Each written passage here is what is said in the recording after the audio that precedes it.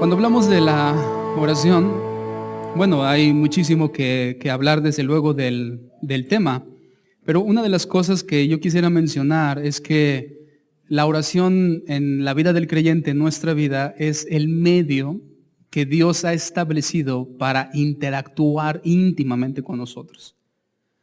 Por medio de la oración, nosotros venimos a tener una interacción funcional, íntima, una interacción justa, buena, santa con nuestro Dios. De manera que hay un intercambio de perspectivas, un intercambio de ideas. Por medio de ella, de la oración, nosotros podemos escuchar, pero también podemos hacernos escuchar. Por medio de la oración podemos fortalecernos, consolarnos. La oración muchas veces también nos enfoca nuevamente en el camino, vuelve a direccionar nuestros ojos hacia lo que es importante, nos alinea nuevamente, nos protege también e incluso en medio de la oración podemos también deleitarnos. Todo eso puede hacer la oración en la vida del creyente porque Dios así lo diseñó para interactuar con nosotros. A lo largo de la historia, muchos hombres han coincidido en atribuirle a la oración una importancia como la clave del éxito en la vida espiritual, en la vida cristiana. Muchos de esos hombres que han hecho grandes aportaciones a nuestra fe, a la teología, a la misma estructura de la iglesia, coinciden. Si hay una clave para la victoria espiritual, para la victoria en Cristo, es la oración. Tiene un lugar un tanto especial. Y yo creo que tiene mucho de sabiduría aprender de aquellos que han alcanzado ese éxito espiritual de hacer la voluntad de Dios y de glorificarle con sus propias vidas. Para nosotros eso es éxito. Éxito es hacer la voluntad de Dios y que al final de nuestros días nuestra vida sea de exaltación a su nombre. Eso es éxito para nosotros. El mundo observa y considera como modelos de ejemplo a hombres exitosos. De manera que intentan imitar sus metodologías, sus perspectivas, sus visiones, para intentar lograr obtener el mismo éxito que esas personas han logrado. Así que si en una forma superficial pudiéramos aplicar ese mismo método a nuestra vida espiritual, tendríamos que poner nuestros ojos en hombres que han hecho la voluntad de Dios y que sus vidas han terminado siendo de exaltación y de gloria para el Señor, ver cómo ellos enfrentaron los tiempos de crisis por medio de la oración. Sería bueno aprender de ellos. Porque si pudiéramos ponerlos a todos en una fila y preguntarles, ¿cuál ellos consideran que fue la clave de poder lograr hacer la voluntad de Dios? Yo creo que muchos de ellos coincidirían en la oración. Y sin duda cuando vemos a David, vemos a un hombre exitoso al hacer la voluntad de Dios. Ahora, claramente por medio de su ejemplo entendemos que éxito no tiene nada que ver o no está relacionado con facilidad. Porque aunque David encontró el éxito de servir a Dios y aún como el Nuevo Testamento lo menciona que sirvió a su propia generación y luego murió, nosotros vemos en David un ejemplo de un modelo exitoso, pero no un modelo fácil. Es decir, que el éxito nunca está relacionado con la facilidad, sino que el éxito es complicado. Ahí es donde el Salmo 17 se vuelve muy valioso para nosotros, por varias razones. Tal vez la primera de ellas es que nosotros vemos un título para ese Salmo. Y cuando hablo de título, no me refiero necesariamente a ese título en negritas que aparece en nuestras Biblias, sino al título siguiente que aparece más como en cursivas.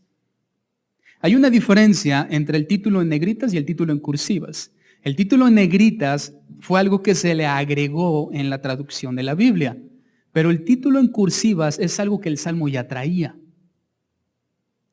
Eso significa que Dios quiso que cada uno de esos salmos tuvieran esos títulos.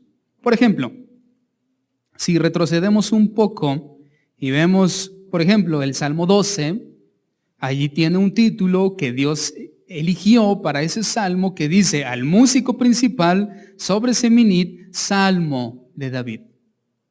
Luego vemos, por ejemplo, en el Salmo 14, al músico principal, Salmo de David.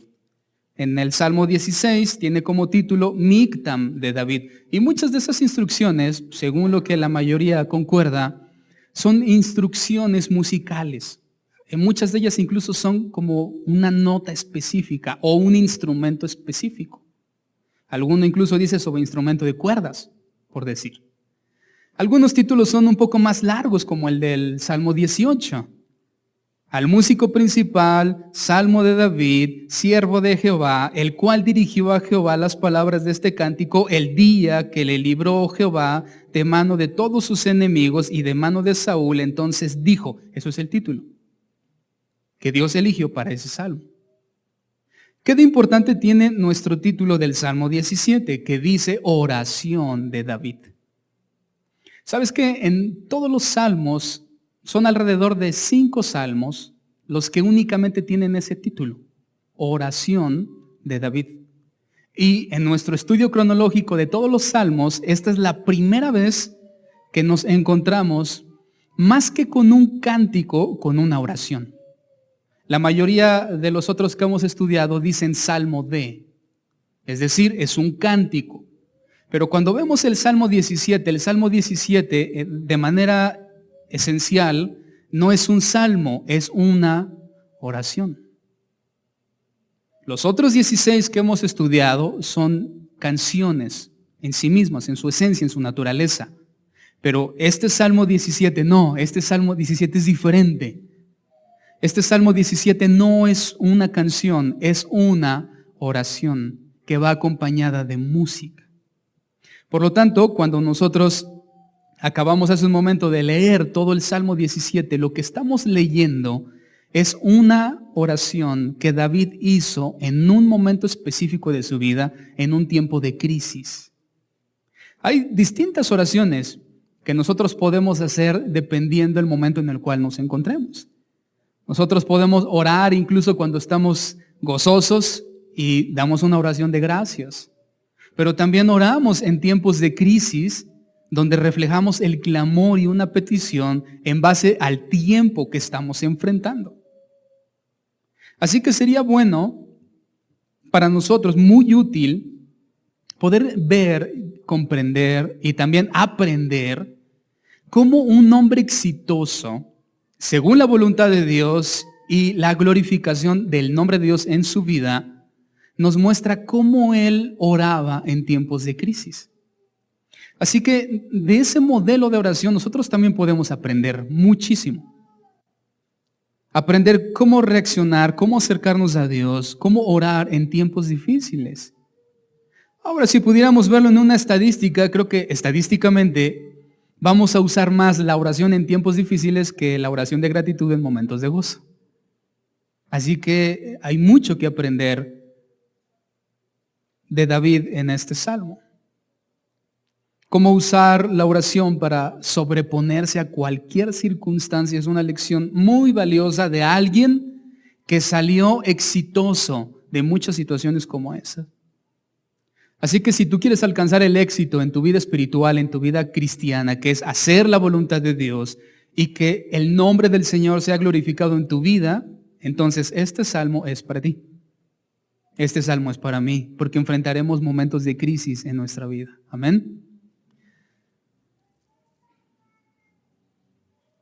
Este es el primer salmo que exclusivamente es una oración. Así lo presenta Dios, oración de David. Por lo tanto, al entender que es una oración lo que estamos leyendo, David presenta una estructura en cómo va funcionando etapa a etapa la oración que él lleva delante de Dios. Y una vez que yo leí y estudié los 15 versículos, yo pude identificar 5 etapas en la oración de David, que van a servir para nosotros cada una de esas etapas como un modelo también, el cual podemos aprender 5 principios en cómo orar a Dios en tiempos difíciles. ¿Cuál debe de ser nuestro enfoque y hacia dónde debemos dirigir nuestro corazón y qué cosas debemos de exponer en esa oración? Porque curiosamente o continuamente sucede que en el tiempo de la dificultad, lo único que nosotros queremos es que la dificultad termine ya. Y entonces perdemos de vista todas las otras cosas valiosas que en medio de una situación de crisis podemos aprender. Pero David, él nos va llevando por cada etapa, cada una de estas 5 etapas, y nos va presentando cómo es que él avanza en su oración, de manera que allí nosotros podemos obtener un modelo que es bueno para nosotros y que bien pudiéramos imitar de alguien exitoso al hacer la voluntad de Dios. ¿Cuáles son esas 5 etapas? Bueno, comencemos por la etapa número 1, que la vemos reflejado en el verso 1, que es la petición de ser escuchado. Allí comienza, y creo que toda oración comienza con el deseo de ser escuchados. Y eso es muy importante porque sin duda no hay un solo creyente que ore teniendo incertidumbre de ser escuchado. Ahora, lo que sucede muchas veces es que la crisis y el momento difícil nos gobierna tanto que la mayoría de las veces la circunstancia difícil gobierna sobre nuestra seguridad de ser escuchados. Y podemos llegar a considerar erróneamente que no somos escuchados. A poner en tela de duda siquiera si Dios está escuchando lo que estamos diciendo. Así que David, siendo humano igual a nosotros y con las mismas debilidades, lo primero que él establece en estas etapas de su oración es la seguridad de que está siendo escuchado. David había pasado mucho tiempo cercano a las cortes reales como para saber que una persona para acercarse al rey no puede acercarse con cualquier causa. El rey no juzga todas las causas de todas las personas. David sabía que hay todo un protocolo para acercarte a la corte real, para acercarte al rey. Y para hacerlo, David sabía que el rey primero debía de escuchar la causa y que el rey era quien decidía si esa persona podía venir a presentarse delante de él o no. Eso significa que no es la necesidad del que se acerca lo que determina obligatoriamente el ser escuchado, sino es el rey el que determina a quién escuchar o a quién no. En el verso 1, David dice: oye, oh Jehová, una causa justa. Está atento a mi clamor, a mi oración. Escucha mi oración hecha de labios sin engaños. Entonces aquí David apela a Dios y a la posibilidad de que él sea aceptado con su causa delante de Dios por 2 razones principales. David confía en que será escuchado y aceptado en la corte de Dios porque su petición está hecha bajo 2 razones principales. Número 1, David dice: mi causa es justa. Y número 2, David dice: mi oración es hecha de labios sin engaño. Mi causa es justa y lo estoy haciendo con labios en los cuales no hay engaño. Qué importante para nosotros es recordar que Dios siempre estará del lado de aquello que es justo, puro, santo y recto. El rey del cual nosotros venimos en audiencia cada vez que exponemos nuestra causa es un rey que está del lado de la justicia. Es un rey que está del lado de la santidad, de la pureza y la rectitud. De manera que todo aquel y toda aquella causa que se presente delante de él tiene que tener esas mismas características. Dios no es un Dios que va a prestar oídos a la maldad, a la injusticia o a la falta de rectitud. sino que David pone su seguridad de ser escuchados, no en la importancia que él cree tener delante de Dios, sino en la rectitud de su causa. Dios no escucha causas que vayan en contra de la rectitud y su justicia. El que interactúa con nosotros siendo Dios, lo hace a través de la verdad, de la honestidad y de la sinceridad. Esos son requisitos básicos para poder presentarnos delante de este Dios. Eso significa que nuestro Dios es tan tan puro y tan verdadero que todo aquel que se acerque delante de Él tiene que mantener esos estándares de pureza y verdad. De la misma forma que un rey justo que ama la verdad no va a dar audiencia ni tiempo al injusto y al mentiroso, así nuestro Dios rechaza la injusticia y la mentira. Así que en un sentido más general, el hecho de asumir que Dios está obligado a escuchar y a responder todas nuestras peticiones es una verdad a medias. Porque para que Dios escuche y responda a nuestra petición, esa petición tiene que ser en base a la justicia y a la verdad. Toda petición que nosotros llevemos delante de Él, que sea injusta y mentirosa, Dios no va a responder a eso. Es imposible. En el mundo se cree o se asume que Dios responde a todas las peticiones que las personas hacen. Y muchas de esas peticiones no tienen absolutamente nada que ver con verdad ni con pureza. Y la realidad es que Dios no responde a esas cosas. David centra la seguridad de que será escuchado delante de Dios en que su petición es justa y que lo está haciendo de forma sincera. Lo está haciendo con verdad, con honestidad. Él no está buscando un beneficio oculto, ni está buscando un beneficio hacia su propia persona que lastime a otros, sino que Él lo está haciendo con verdad y con pureza. Al mismo tiempo aprendemos otra lección, y esa otra lección que aprendemos es que la seguridad de ser escuchados por Dios no radica en la gravedad de la crisis que enfrentamos, sino que radica en la naturaleza justa y sincera de nuestra petición. Es decir, que el hecho de que estemos enfrentando una situación verdaderamente compleja, eso no es una garantía obligatoria de que Dios va a escuchar y a responder. Porque la seguridad de ser escuchados no radica en la circunstancia que enfrentamos, sino en la naturaleza justa y sincera de nuestra petición. Número 2, segunda etapa. Una vez que David ya estableció que está confiado en ser escuchado porque su causa es justa, buena, va conforme a la voluntad de Dios, va conforme a sus estándares de pureza, de rectitud y de integridad, David ahora pasa a la segunda etapa. Es decir, que si en algún momento nosotros no consideramos que nuestra petición sea justa, creo que deberíamos detenernos ahí y reevaluar la petición que estamos haciendo. David avanza a la segunda etapa, la cual nosotros podemos identificar como una exaltación de las virtudes de Dios.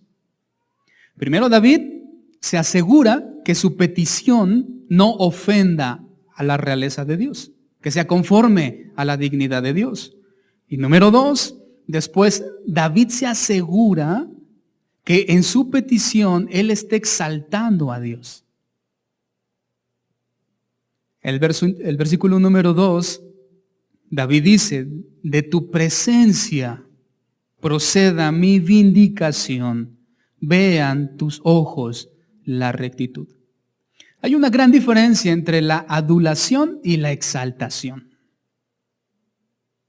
Adular a una persona simplemente es decirle lo que esa persona quiere escuchar, potencializarlo de manera que podamos obtener un beneficio.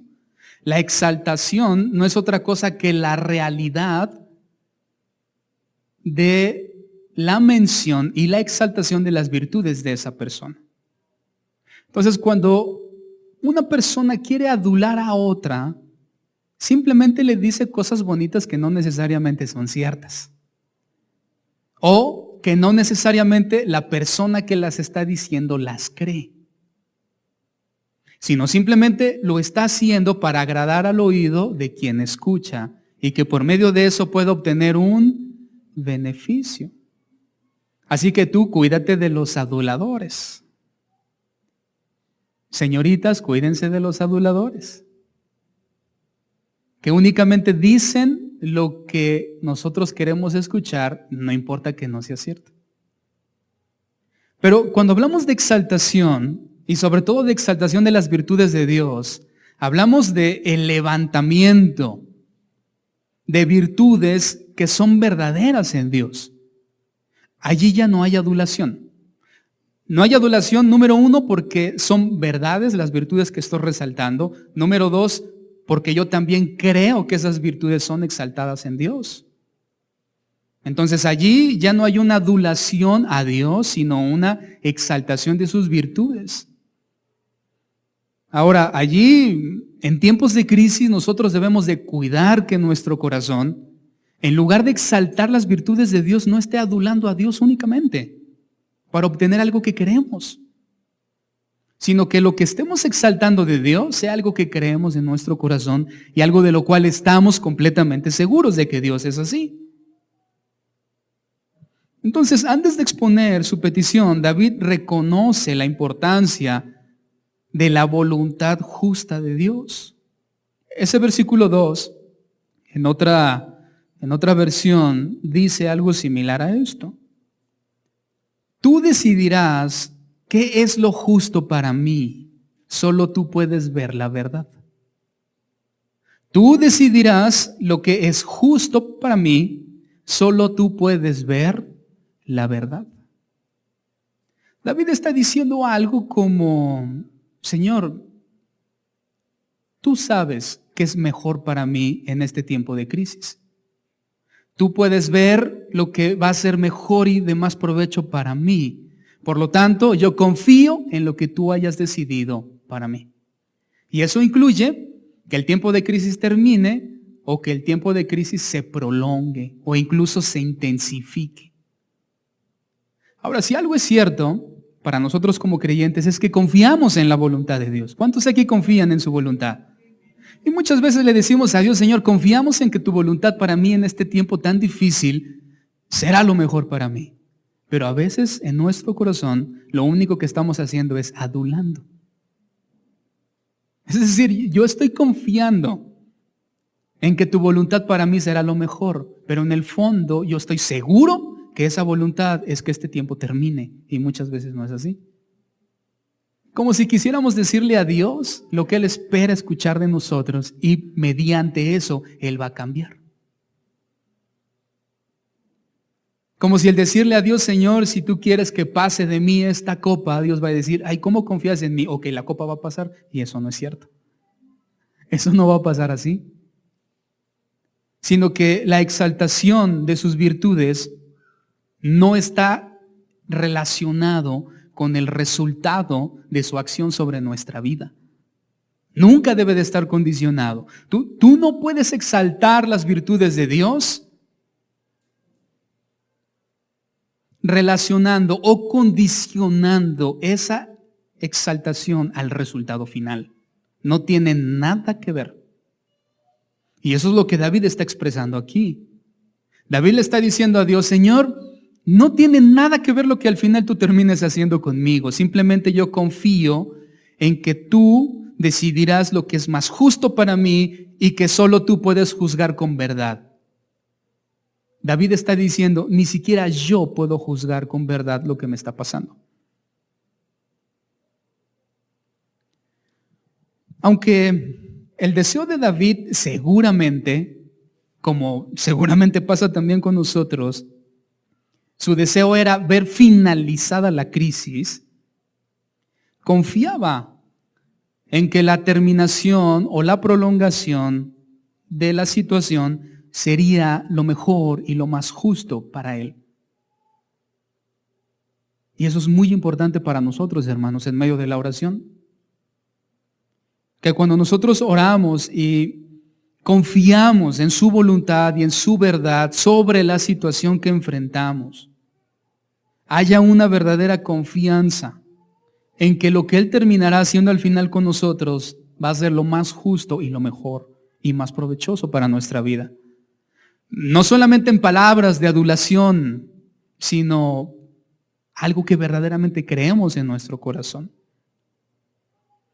Es muy claro que toda duda, escucha, toda duda en el resultado de la intervención de Dios en nuestra vida en determinado tiempo de crisis es un ataque que menosprecia y demerita sus virtudes. Si nosotros dudamos de que al final Dios habrá intervenido de la mejor forma para nosotros, es un ataque que menosprecia sus virtudes.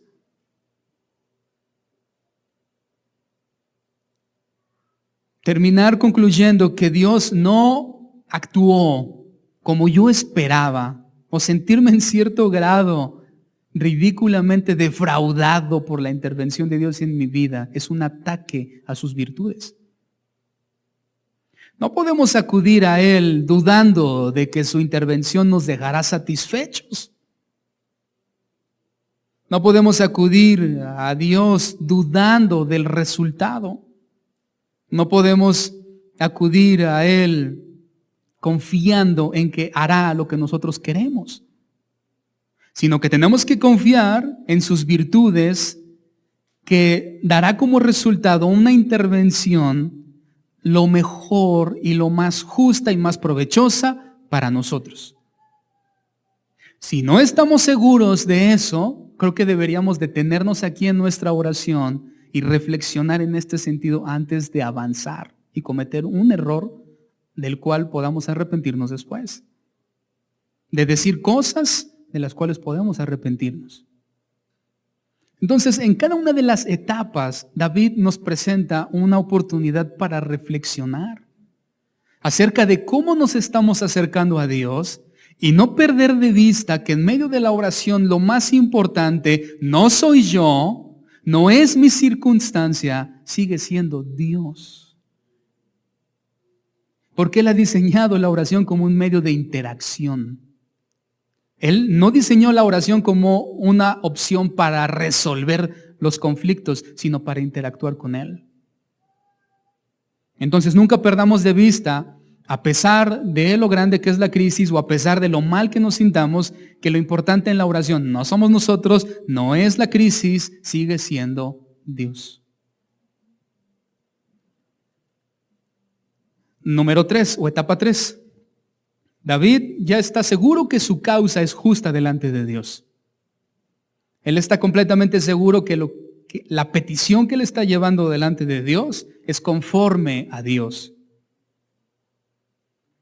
También se ha asegurado que las virtudes de Dios sean exaltadas, él confiando en esas virtudes y no en el resultado que a sus ojos pudiera ser favorable o desfavorable. Él está confiando en que al final la intervención de Dios que se dará va a ser justa y, número 2, provechosa. Una vez que él tiene esas dos bases, David nos presenta una autoevaluación espiritual. Una evaluación espiritual. Aquí es una parte importante de la oración. Porque nosotros vemos cómo David nos va llevando etapa a etapa de un modelo exitoso de oración. Y en ese modelo exitoso de oración, David reafirma en la tercera etapa que el objetivo de la oración es la interacción íntima con Dios y no la resolución de la crisis. Porque si el objetivo principal fuera la resolución de la crisis, David hubiera ido inmediatamente a resolver el problema. Pero sin embargo no es así, sino que David ahora involucra una evaluación de su propia condición. El énfasis de mantener y promover una interacción íntima con Dios se afirma por este punto. Porque David considera que es muy importante, más allá de la resolución de la crisis, es muy importante que David se encuentre internamente bien para poder tener una interacción con Dios. En ningún momento la crisis que enfrentamos puede nublar nuestro entendimiento de la importancia de que en lo espiritual, en lo interno, delante de Dios, en esa comunión íntima con Dios, estemos bien. Y aquí tiene que ver un tanto ya con prioridades delante de Dios. Por tal razón, David menciona 4 aspectos importantes de una vida espiritual sana. A mí me llama mucho la atención que en medio de una oración en la cual David está pasando un tiempo difícil de crisis, hasta este momento no nos ha hablado nada de su crisis. Sin embargo, sí nos está hablando de aspectos de su propia condición espiritual. ¿Qué significa para David y para nosotros? Que nuestra condición espiritual es más importante que nuestra condición circunstancial. No importa la crisis o el tiempo que estés viviendo, siempre y cuando la condición de tu corazón sea buena delante de Dios. Es más importante eso. Lo que David está enseñando aquí. Es cierto que estoy pasando tiempos de crisis, tiempos difíciles, dice David, pero es más importante cómo está mi condición delante de Dios. Y él menciona 4 puntos importantes que él evalúa cuando se presenta delante de Dios. ¿Cuáles son esos puntos? Versículo 3 y versículo número 4.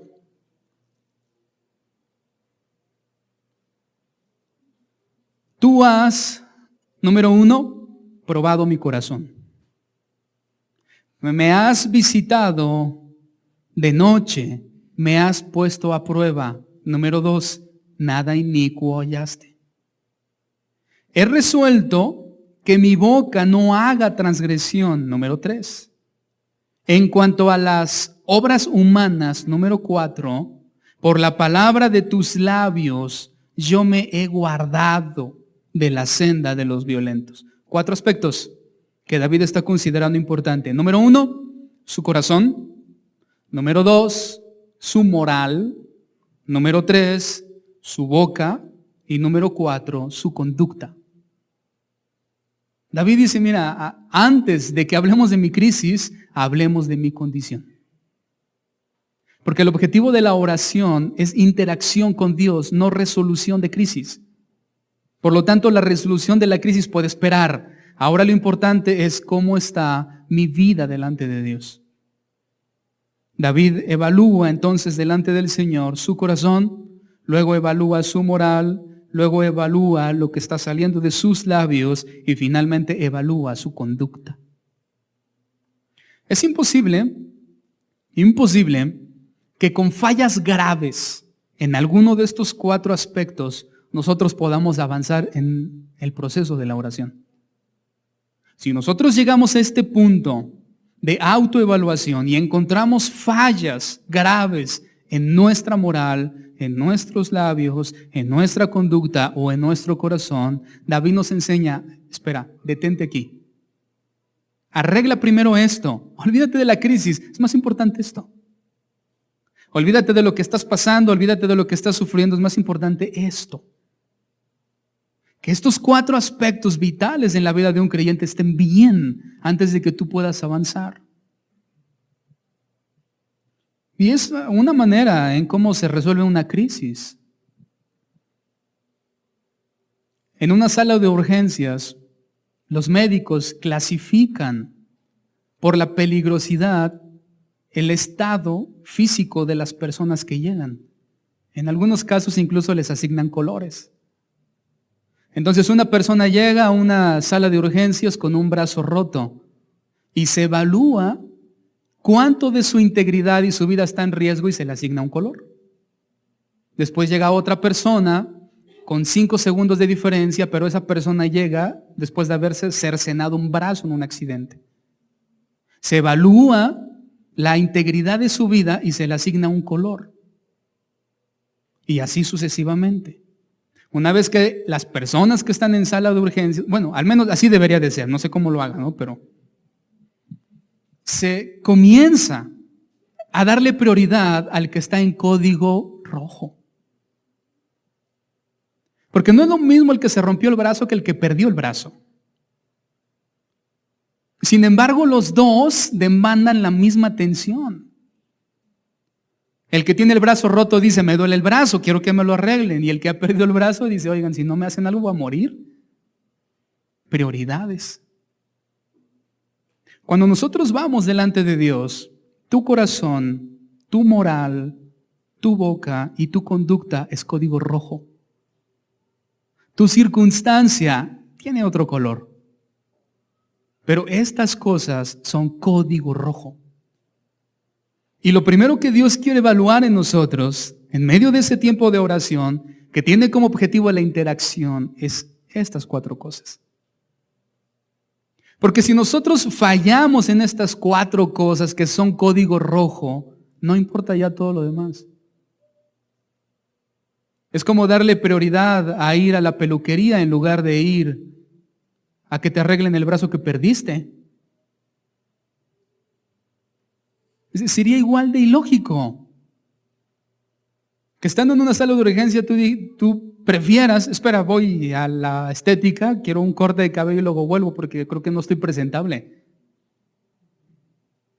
Sería igualmente de ridículo intentar que Dios resuelva nuestra crisis cuando hay fallas graves en nuestro corazón, moral, lo que hablamos y conducta. Dios dice, espera, no te preocupes por el peinado, te estás desangrando. Estás en código rojo. Y es lo que David nos enseña aquí. Es imposible que con fallas graves en alguno de estos 4 puntos nosotros podamos avanzar en el proceso de la oración a la resolución de la crisis. Primero resuelva, esto es una crisis mayor. Esto es lo más urgente.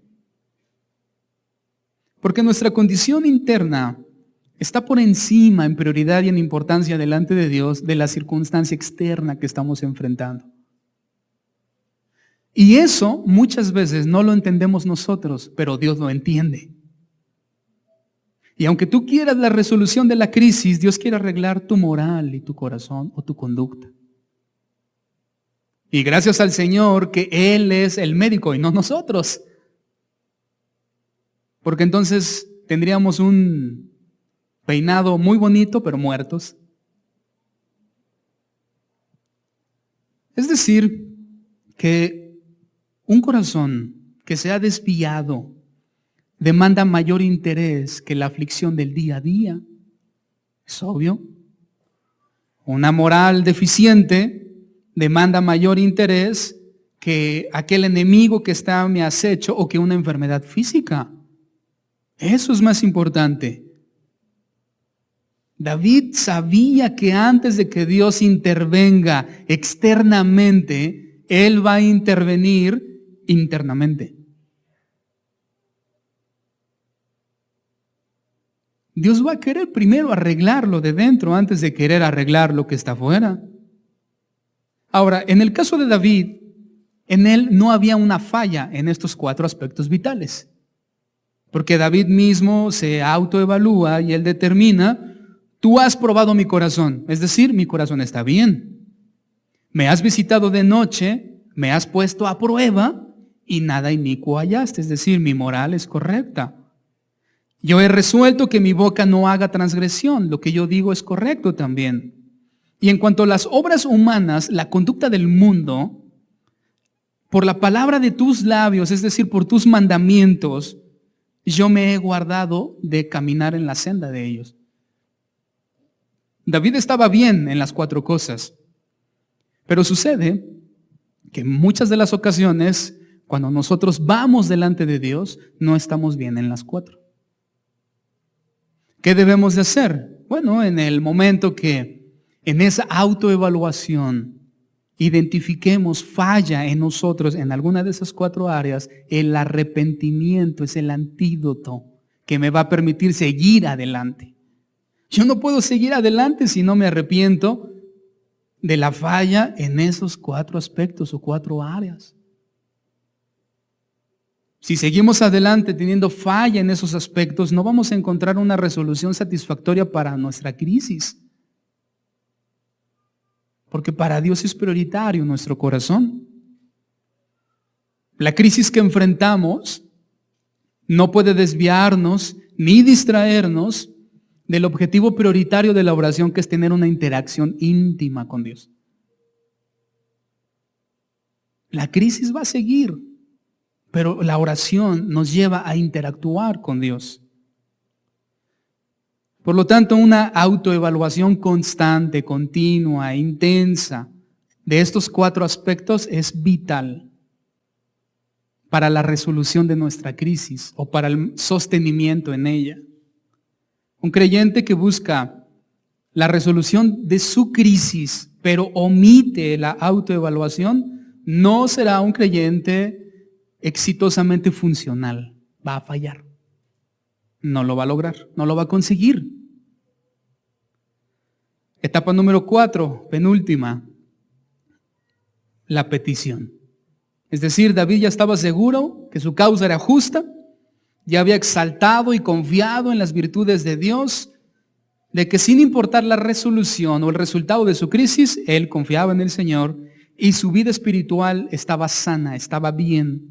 Por lo tanto, ahora ya él puede expresar su petición. Si vas viendo claramente el proceso, él no llegó y pidió, no. Primero fue parte a parte, etapa a etapa. Ahora ya llega la petición. Y en la petición, algo curioso que nosotros vemos es que directamente David no habla de la resolución del problema, sino que más bien él establece 4 puntos que le ayuden a enfrentar el problema. Porque podríamos esperar que la petición de David fuera: Señor, pues, elimina a mis enemigos y que esto termine. Pero no, David no ora así, sino que David pide sustento, misericordia, protección y dirección, o una especie de instrucción. Vamos a ver esos 4 puntos. El versículo 5 al 9, allí vemos la petición de David. En el verso 5, David comienza su petición en 4 aspectos o 4 subpuntos, diciendo: sustenta mis pasos en tus caminos para que mis pies no resbalen. Yo te he invocado por cuanto tú me oirás, oh Dios, inclina a mí tu oído, escucha mi palabra. Petición número 2, muestra tus maravillosas misericordias. Tú que salvas a los que se refugian a tu diestra, de los que se levantan contra ellos. Petición número 3, guárdame como a la niña de tus ojos. Petición número 4, escóndeme bajo las sombras de tus alas, de la vista de los malos que me oprimen, de mis enemigos que buscan mi vida. ¿Notas los 4 aspectos de la petición de David? Si tú lo observas bien, David no hace una petición específica, sino que él muestra un patrón. Que bien, sin importar la circunstancia que cada uno de nosotros estemos enfrentando, podríamos tomar los 4 mismos puntos y aplicarlos a nuestra circunstancia. Y nos muestran un patrón. David en este caso estaba siendo perseguido por un grupo de personas que lo había acechado. Un poco más adelante describen más a detalle la situación. Pero él la estaba pasando mal, tenía enemigos que buscaban lastimar a David. Pero en lugar de hacer una petición específica, él muestra este patrón de 4 puntos. De manera que, sin importar la situación que tú estés enfrentando, podrías tomar los 4 mismos puntos, aplicarlos a tu circunstancia y serían igualmente valiosos y útiles. ¿Qué es básicamente lo que David pide? Primero pide estar firme para no resbalar en esa situación. David dice: Señor, ayúdame a mantenerme en esta situación firme. No sé si va a terminar, no sé si va a aumentar, pero lo que sí quiero es que tú me mantengas firme en esta situación. afirmar nuestros pies para no resbalar. Ahora, si algo es cierto, es que nunca la probabilidad de resbalar es tan real como cuando caminamos en un suelo resbaladizo. El mundo y las crisis que enfrentamos hacen resbaladizo el suelo sobre el cual pisamos. De manera que en ese momento necesitamos la firmeza de Dios para poder dar pasos y avanzar con la seguridad de no resbalar. El mundo que nos rodea, las crisis que enfrentamos, nos hace difícil dar pasos firmes. Y la única manera de afirmarnos es caminar en sus mandamientos. Por eso David sabía que la situación era difícil y que en medio de una crisis cualquier paso en falso nos puede hacer resbalar de nuestra fe. Y lo primero que David pide, Señor, permite que mis pasos sean firmes. Y no hay manera más firme que caminar en la palabra de Dios. Luego David dice, muestra tus maravillosas misericordias. Qué curioso que David habla de misericordia cuando él se está mostrando débil. Y la realidad es que entre más débiles somos, mayor misericordia y gracia necesitamos para resistir tiempos difíciles. David no está confiando en su fortaleza. Él está diciendo, yo ya sé que soy débil, muestra tu misericordia en mi vida. Número 3 y número 4, que van como en la misma sintonía, David dice, guárdame como a la niña de tus ojos. Guárdame como a la niña de tus ojos. Y David usa dos escenas muy, muy poéticas de protección y de cuidado. Es cierto, y nosotros lo sabemos y no necesitamos ser médicos ni nada para entender que la parte más delicada de nuestro cuerpo es la pupila de nuestro ojo. Si tomamos un trozo de algodón lo más suave posible, seda si tú quieres, lo más suave que te puedas imaginar en la vida, y lo pasas, frotas contra cualquier parte de tu cuerpo, no va a pasar absolutamente nada. De hecho, tal vez hasta sientas placentero. Pero si tú restriegas eso mismo sobre la pupila de tus ojos, no va a ser placentero. David se está presentando delante de Dios como una parte de su reino totalmente inofensivo.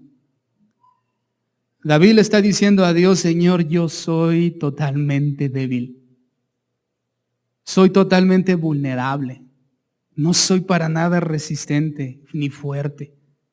Soy delicado totalmente.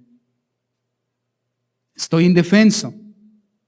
Por lo tanto, guárdame como a la niña de tus ojos.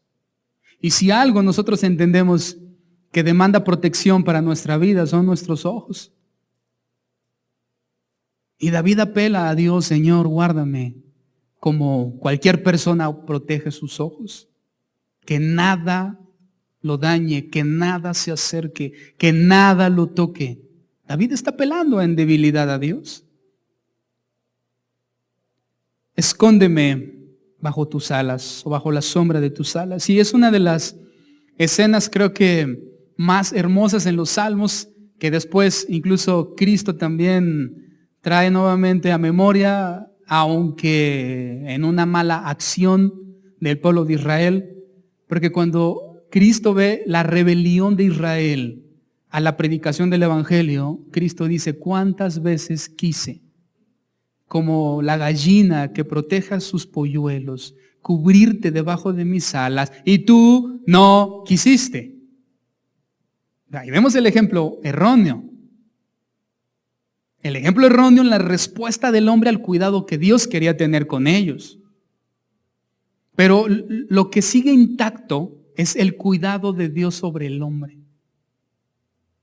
Es decir, a pesar de la rebelión de Israel, Dios quiso protegerlos como la gallina protege a sus polluelos, que es símbolo de un amor protector. Y es curioso porque muchas veces en medio de tiempos de crisis nosotros nos sentimos abandonados del amor y de la protección de Dios. Sin embargo, la escena tan fuerte que David trae es precisamente la de un Dios amoroso que extiende sus alas sobre nosotros para protegernos. Y cualquier judío sabía que una gallina es capaz de dar su vida porque nada toca sus polluelos. De hecho, sería un tanto peligroso y arriesgado acercarte a una gallina que está protegiendo a sus polluelos. Yo aprendí esa lección de niño, como tal vez muchos de nosotros. Mi abuela tenía gallinas y esas gallinas un día andaban con sus polluelos y yo vi que la gallina protegía los pollos debajo de sus alas y a mí me dio curiosidad de ¿por qué? Y no fue grato. Porque la gallina defendió a sus polluelos. Ahora, esa misma escena, pero desde luego no vista desde mi acción, sino vista desde los ojos del polluelo, es lo que David quiere que entendamos en cómo Dios nos mira en tiempos de crisis. En tiempos de crisis, aunque parezca que estamos como polluelos abandonados a la deriva, Dios nos tiene bajo la sombra de sus alas.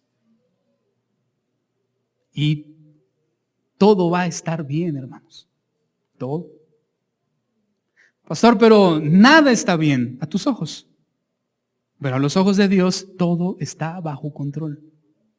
Estás bajo la sombra de sus alas, no va a pasar nada. Confía en el Señor.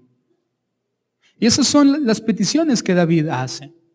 Resumiendo, para ir hacia el final, David está pidiendo firmeza para resistir la crisis, misericordia en medio de la crisis, cuidado y protección en tiempos de crisis.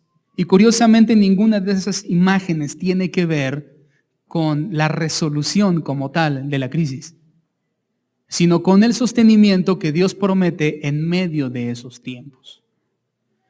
Entre el verso 10 y 14, ya para ir al final, David describe el tipo de problema que estaba enfrentando, para que nosotros podamos entender qué era lo que estaba pasando.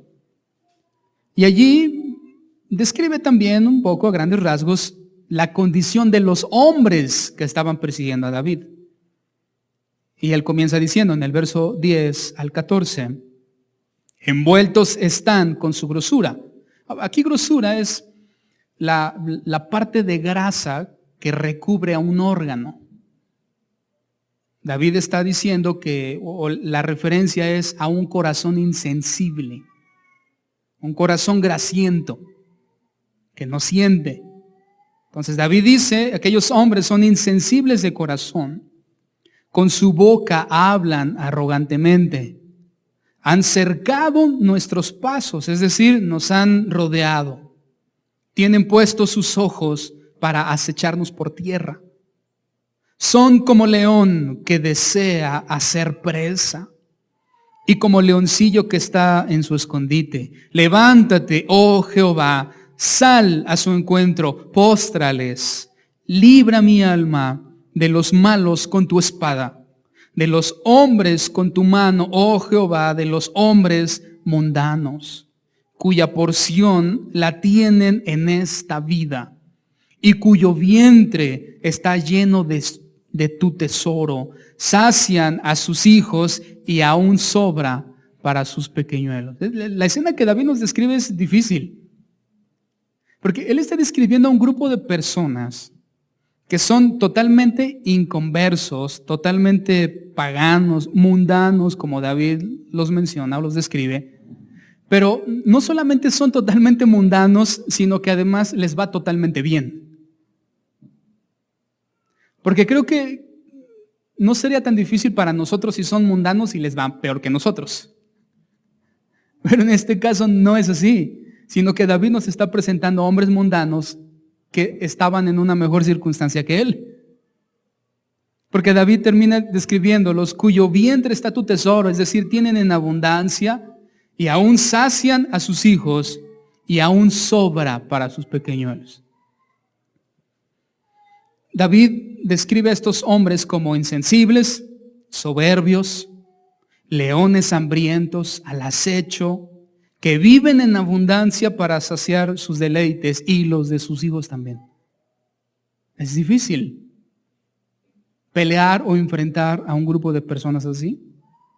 Pero finalmente, aún más importante que la percepción que David tenía de sus perseguidores, es mucho más importante cuál es la conclusión en cómo Dios se mira delante de Dios después de haber orado.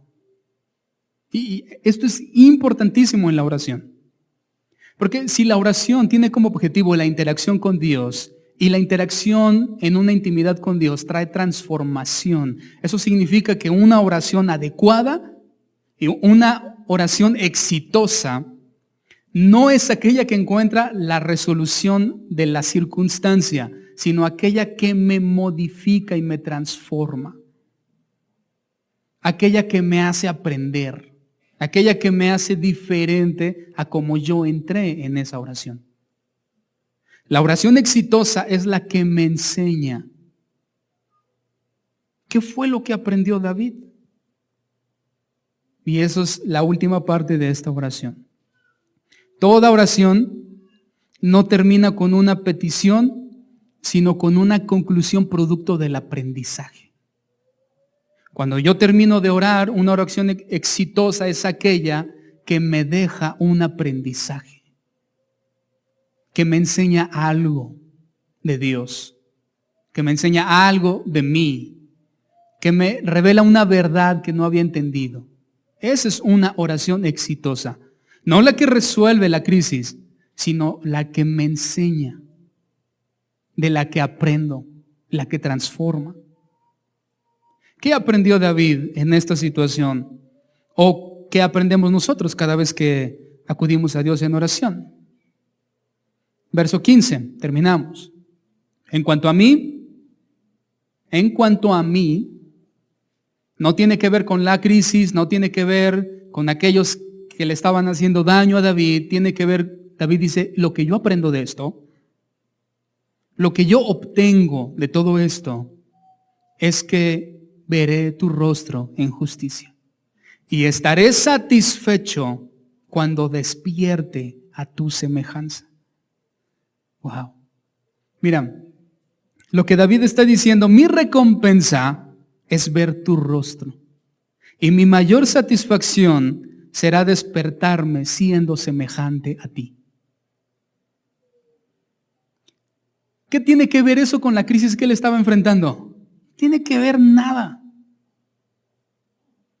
Pero David aprendió algo. David aprendió que nada en este mundo hay tan valioso como ver el rostro de Dios en justicia. Y lo único que puede traer una verdadera satisfacción es cuando un día nos despertemos siendo conforme a la semejanza del Hijo de Dios. Esta conclusión claramente hace una referencia directa al día de la resurrección, cuando los justos se levanten y sean hechos conforme a la imagen de Cristo. En este mundo, aquí, ahora, contemplar su rostro por medio de la comunión íntima, de la interacción a través de la oración, es el mejor pago y recompensa que podemos recibir. No la resolución de la crisis, sino la interacción íntima con Dios. Y en la eternidad, pues desde luego vernos a la semejanza de su santidad que dejará nuestra alma totalmente satisfecha. No creo que sea casualidad que esta es la única ocasión en todos los salmos de David que él usa la palabra satisfecho. Es importantísimo eso. David nunca en ningún otro salmo que él escribe usa la palabra satisfecho. Esta es la única ocasión que David usa esa palabra. David dice, únicamente estaré satisfecho cuando despierte conforme a tu semejanza.